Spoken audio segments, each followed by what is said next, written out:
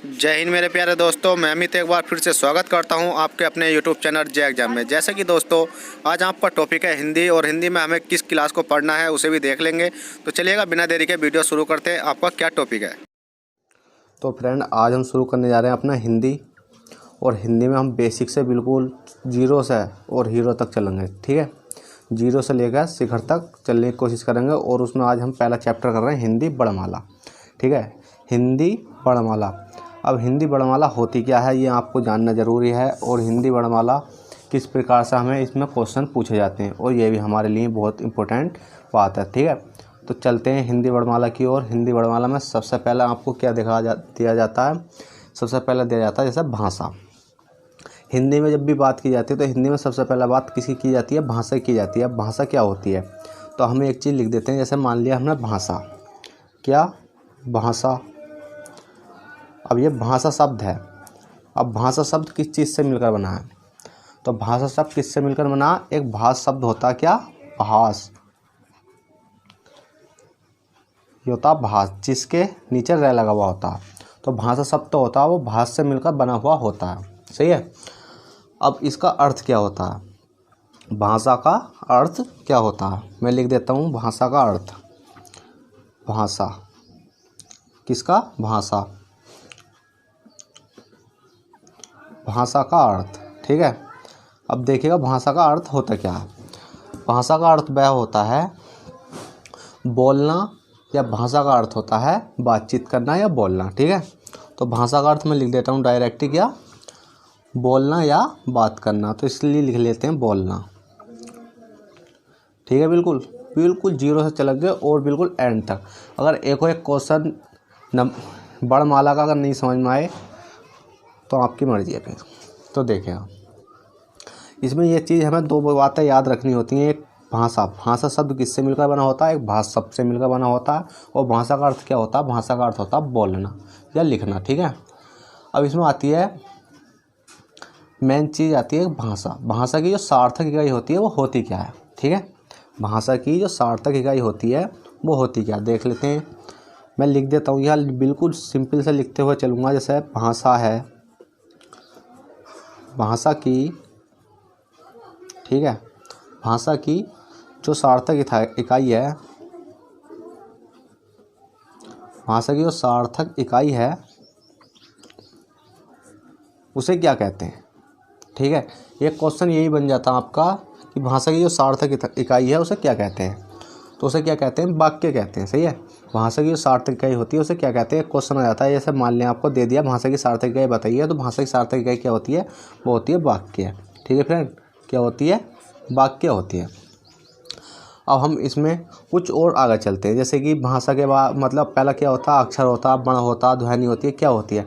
तो इसमें पहले क्रम वाइज क्या होता है? आपने देखा होगा कभी भी जब हम हिंदी पढ़ते हैं तो हिंदी की शुरुआत पहले किससे हुई थी? आपने देखा होगा कि ABCD इस प्रकार से अक्षर होते हैं, और छोटा बड़ा इस प्रकार से अक्षर होते हैं हिंदी में। तो हिंदी में सबसे पहले क्या लिखा जाता है? तो वो लिखा जाता है अक्षर। ठीक है, ये भी चीज़ आपको याद रखनी है। सबसे पहले बूझ लेता हूँ, आपको इस प्रकार से क्रम देगा, जैसे दे देगा ध्वनि वर्ण अक्षर, या वर्ण ध्वनि अक्षर, या अक्षर वर्ण ध्वनि। बताइए इसमें से कौन सा सही है? तो इसमें कौन सा सही है? पहले क्या आता है? अक्षर। अक्षर के बाद क्या आता है? अक्षर से क्या बनता है? एक वर्ण बनता है। सही है, अक्षर के बाद क्या बनता है? एक वर्ण बनता है। और वर्ण के बाद क्या बनता है? वर्ण के बाद क्या होती है? ध्वनि निकलती है। ध्वनि किस चीज़ की निकलती है? जैसे कि वर्ण बन गया तो हमने कोई बूझा, जैसे वर्ण बना के हमने बूझा जैसे सेब। ठीक है, वर्ण बना के हमने मान लिया सेब लिख लिया, तो सेब को किस चीज़ से बोल रहे हैं हम? ध्वनि से। ठीक है, क्या? सेब। तो देख लेते हैं उसके बाद क्या आती है? एक ध्वनि आती है। आपका ये क्वेश्चन भी कभी गलत नहीं होना चाहिए। ठीक है, ये आपको याद रखना है। इसके बाद में अब मेन टॉपिक पर आता है। अब चलते हैं हम अपनी जो हिंदी वर्णमाला का मेन बेस आधार होता है। ठीक है, उसमें चलते हैं। अब इसमें एक क्वेश्चन और पूछ लिया जाता है। चलिए मान लीजिए एक क्वेश्चन और बता देते हैं हम कि वर्ण किसे कहते हैं। ठीक है, एक क्वेश्चन और पूछ लेते हैं, वर्ण किसे कहते हैं। तो मैं क्वेश्चन लिख देता हूँ यहाँ, मान लेते हैं, जैसे मान लिया वर्ण किसे कहते हैं। ठीक है, वर्ण किसे कहते हैं। और एक क्वेश्चन और पूछ लिया जाता, भाषा की सबसे छोटी इकाई क्या है। ठीक है, एक क्वेश्चन और लिख देता हूँ मैं यहाँ, भाषा की सबसे छोटी इकाई है। अब इनका आंसर जल्दी से बताइए, ठीक है। अब इनका आंसर बताइए। तो इसमें मेन चीज़ ये होता है, यह भाषा किसे कहते हैं, ठीक है। मतलब बण किसे कहते हैं, बण किसे कहते हैं, बण कहते हैं ध्वनि को। मैंने यहाँ ही बता दिया, बण, बण के बाद क्या आती है, ध्वनि। तो एक क्वेश्चन इस प्रकार से पूछा गया क्योंकि ये क्वेश्चन कई बार आया हुआ, तो इसलिए मैं इसको बताने की कोशिश करूँगा। किसे कहते हैं, बण किसे कहते हैं, बण कहते हैं ध्वनि को, ठीक है। किसे कहते हैं, ध्वनि। ये ध्वनि लिखा हुआ फ्रेंड, समझ लेना। अब बण किसे कहते हैं, ध्वनि कहते हैं। और भाषा की सबसे छोटी इकाई क्या होती है, भाषा की जो सबसे छोटी इकाई होती है वो क्या होती है, ध्वनि या बण। ये भी क्या होती है, ध्वनि या बण, ठीक है। बस आपको ये चीज़ें भी याद करते हुए चलना है। अब इसमें बात आती है वर्णमाला, ठीक है, वर्णमाला, ठीक है। मैं हेडिंग डाल देता हूँ, क्या, वर्णमाला।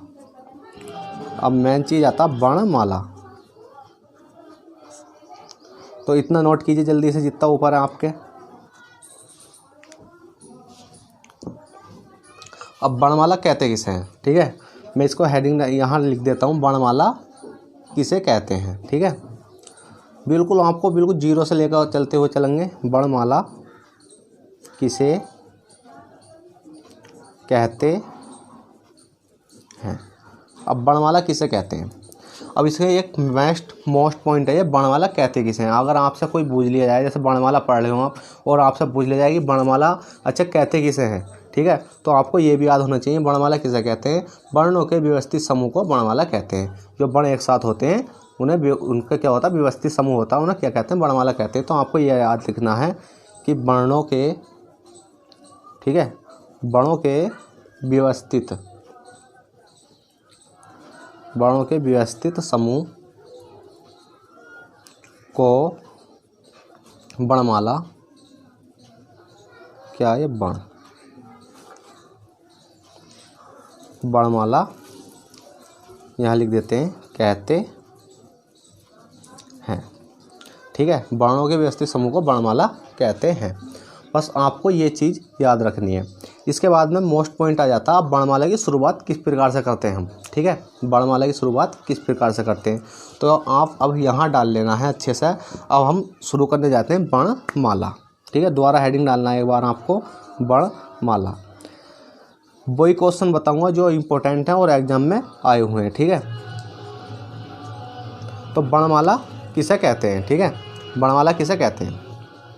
तो देखिएगा, वर्णों में सबसे पहला बात आती है किसकी, एक आती है स्वर की और एक आती है व्यंजन की, ठीक है। किसकी आती है, एक आती है स्वर की और एक किसकी आती है, एक आती है व्यंजन की।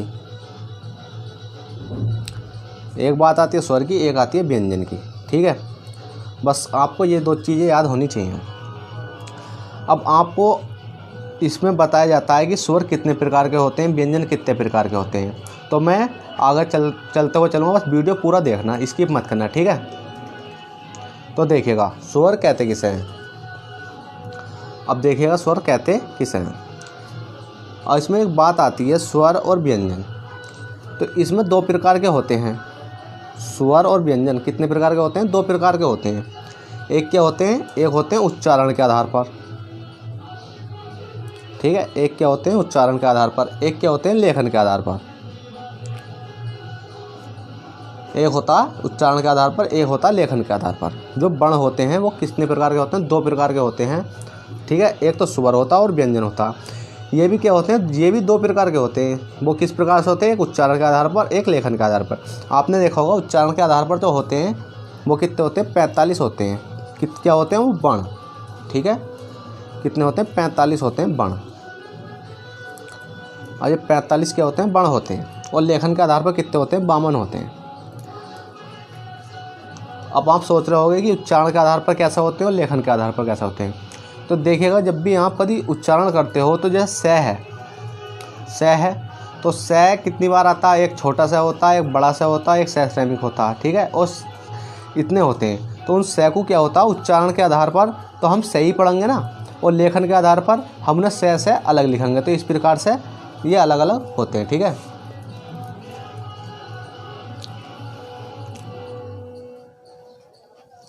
अब देखिएगा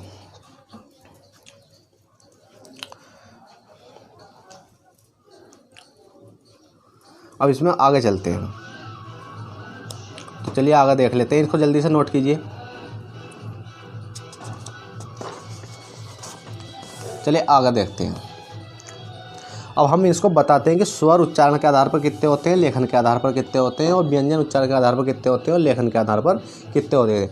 तो मैं हेडिंग डाल देता हूँ पहले, स्वर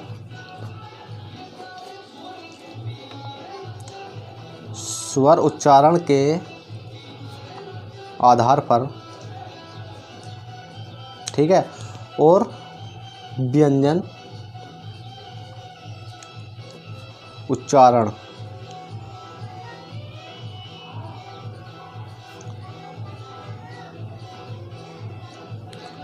आधार पर। अब एक अगली हेडिंग है क्या, स्वर लेखन के आधार पर, स्वर लेखन के आधार पर और व्यंजन लेखन के आधार पर, ठीक है। अब मेन चीज़ ये आती है कि स्वर उच्चारण के आधार पर कितने होते हैं और व्यंजन उच्चारण के आधार पर कितने होते हैं, ठीक है। आपने कई बार ये तो पढ़ा होगा कि स्वर इतने प्रकार के होते हैं और इतने होते हैं, पर एक मोस्ट चीज़ है ये कि स्वर उच्चारण के आधार पर कितने होते हैं, ठीक है। स्वर उच्चारण के आधार पर कितने होते हैं, तो स्वर उच्चारण के आधार पर तो होते हैं वो 10 होते हैं, ठीक है। कितने होते हैं, 10 होते हैं। और व्यंजन उच्चारण के आधार पर कितने होते हैं, 35 होते हैं, सही है। और स्वर लेखन के आधार पर कितने होते हैं, 13 होते हैं। और व्यंजन लेखन के आधार पर कितने होते हैं, वो होते हैं 35, ठीक है। आपने अभी तक इतना डीप कहीं नहीं पढ़ा होगा, बस थोड़ा सा वीडियो लंबा जाएगा, पर आपको एक एक पॉइंट बिल्कुल समझ में आना चाहिए, ठीक है। अब देखिएगा, इन दोनों को जब हम मिलाएंगे तो ये कितने बैठेंगे, 45 बैठेंगे। तो मैंने अभी पीछे बताया था कि उच्चारण के आधार पर जो वर्णमाला में मतलब शब्द होते हैं, वर्ण होते हैं, वो कितने होते हैं, सही है। वर्णमाला में जो शब्द होते हैं वो कितने होते हैं, 45 बताया था मैंने। और लेखन के आधार पर कितने होते हैं, अब देखिए लेखन के आधार पर ये कितने बैठेंगे, 5 3 8 और 3 1 4, 5 3 8 और 3 1 4, 48 बैठेंगे, ठीक है। अब इसमें एक चीज़ होती है, जो व्यंजन लेखन के आधार पर होते हैं, ये 35 तो ये होते हैं, और इसमें 4 और होते हैं, ठीक है। इसमें क्या होते हैं, 4 और होते हैं। अब प्लस के 4 कौन कौन से होते हैं लेखन के आधार पर, उन्हें बोलते हैं हम संयुक्त व्यंजन। क्या बोलते हैं, संयुक्त व्यंजन। अब ये संयुक्त व्यंजन कितने होते हैं, ये संयुक्त व्यंजन होते हैं 4। अब ये होते कौन कौन से हैं, अब ये होते कौन कौन से, ये भी तो याद होना चाहिए हमें। तो ये होते हैं, एक तो होता है छह छत्रिय, एक होता है तैत्रिशूल, और एक होता है ज्ञानी, और एक होता है यह यज्ञ। छह छत्रिय, तैत्रिशूल, ज्ञानी और ऋषि, ठीक है। ये होते हैं, और ये कितने होते हैं, ये होते हैं 4। अब ये मिलाकर कितने हो जाते हैं, जब हम 35 में 35 प्लस के 4 करेंगे तो कितने हो जाएंगे, ये 39, 5 4 9। अब 39 ये हो गए, तो अब जोड़ेंगे हम तो 9 10 11 12, तो कितने हो जाएंगे, ये 52।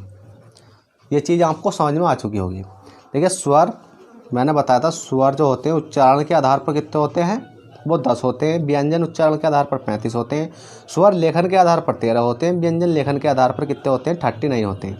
और इसमें 4 क्या होते हैं, संयुक्त व्यंजन होते हैं। कौन कौन से होते हैं वो संयुक्त व्यंजन मैंने लिख दिया, छह छत्रिय, तैत्रिशूल, ज्ञानी और ऋषि, मतलब सहस्रामिक। और बस आपको ये चीज़ याद रखना है। अब हमारा ये चीज़ तो बिल्कुल ख़त्म होगी कि स्वर व्यंजन कितने कैसे कैसे होते हैं, ठीक है। अब हम अपने मेन पॉइंट की ओर चलते हैं। हम करेंगे अब स्वर। हेडिंग डाल लेते हैं यहाँ अपन, हेडिंग डालिए जल्दी से, स्वर। अब मेन चीज़ की ओर चलेंगे, स्वर और व्यंजन पढ़ेंगे बस। अब स्वर, अब मैं हेडिंग डाल देता हूँ, स्वर का मतलब। अब स्वर का मतलब होता क्या है, ठीक है फ्रेंड, स्वर का मतलब होता क्या है तो देख लेते हैं। स्वर का मतलब होता है जो स्वतंत्र रूप से बोले जाने वाले वर्ण होते हैं वो क्या कहलाते हैं, स्वर कहलाते हैं। तो मैं हेडिंग लिख देता हूँ, जो स्वतंत्र रूप से बोले जाने वाले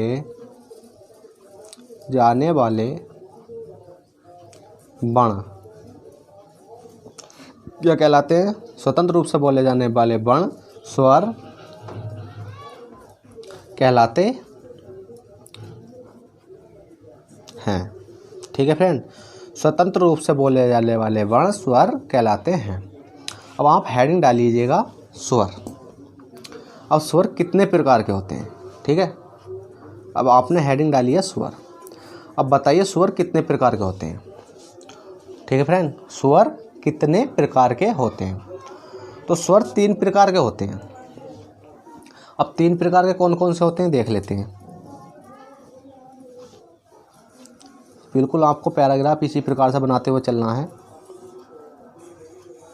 स्वर कितने प्रकार के होते हैं, ये होते हैं 3 प्रकार के। अब कौन कौन से होते हैं, एक तो क्या होता है हर्ष स्वर, एक रै बन जाता है इसमें हर्ष में को हर्ष स्वर। और एक कौन सा होता है दीर्घ स्वर,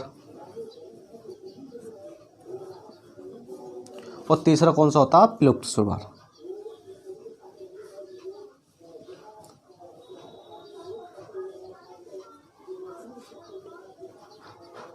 ठीक है फ्रेंड, आपका ये 3 प्रकार के स्वर होते हैं।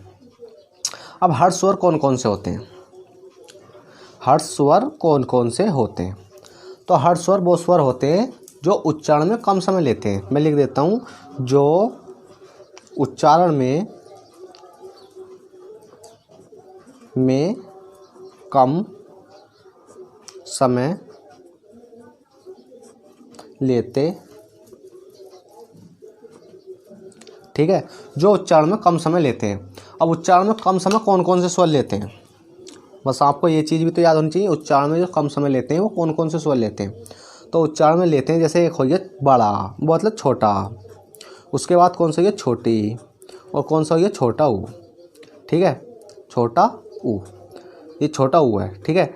ये होते हैं कौन से हर्ष स्वर। उसके बाद दीर्घ स्वर जो उच्चारण में ज़्यादा समय लेते हैं, सही है। मैं लिख देता हूँ यहाँ, जो उच्चारण में मतलब उच्चारण मतलब बोलने में ज़्यादा समय लेंगे, ठीक है, जो उच्चारण में ज़्यादा समय लेंगे। अब उच्चारण में ज़्यादा समय कौन कौन से लेते हैं, तो उच्चारण में ज़्यादा समय लेते हैं, देखो एक होता बड़ा, ठीक है, एक होता बड़ी, एक होता बड़ाऊ, और एक होता छोटा ए, एक होता बड़ा ए, ठीक है, एक होता आओ, और एक होता मतलब एक होता ओ और एक होता आओ, सही है। कितने हो गए ये, 1 2 3 4 5 6 7। अब आपसे पूछ लिया जाता है इसमें क्वेश्चन, एक ये भी पूछ लिया जाता है कि दीर्घ स्वर कौन कौन से होते हैं। तो दीर्घ स्वर होते हैं छोटा छोटी, बड़ाऊ मतलब बड़ा बड़ी, बड़ाऊ और ए आओ ओ, ठीक है।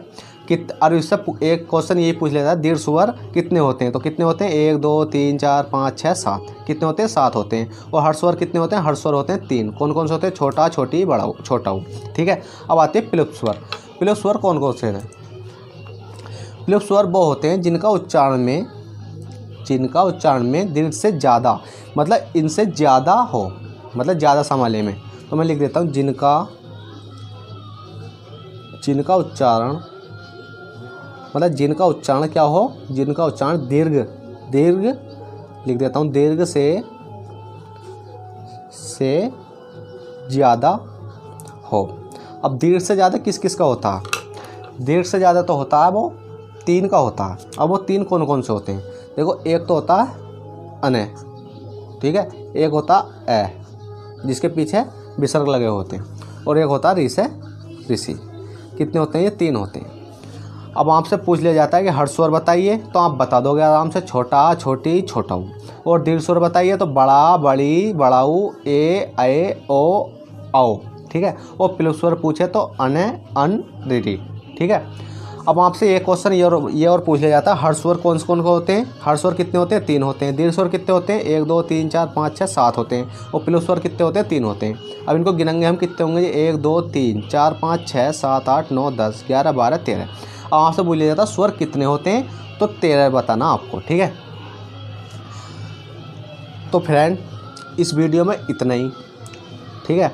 और हम इसमें टॉपिक डाल देते हैं अगला, व्यंजन। अगला टॉपिक क्या रहा? आपका स्वर बिल्कुल ख़त्म हो चुका है, और इसके क्वेश्चन तो करेंगे हम, वो अलग वीडियो में बनाएंगे। एक बिल्कुल वीडियो जो 1 घंटे की होगी समथिंग, और उसमें हम 50-60 क्वेश्चन ऐसे रखेंगे जो एग्जाम से एक भी बाहर नहीं आना चाहिए। ठीक है।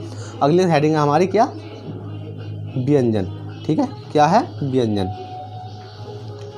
अब आपको अगली क्लास देखने के लिए पहली क्लास आराम से फुल कॉन्सेप्ट के साथ देखना। ठीक है। आप पहली क्लास फुल कॉन्सेप्ट के साथ देखना और वीडियो स्किप नहीं करना।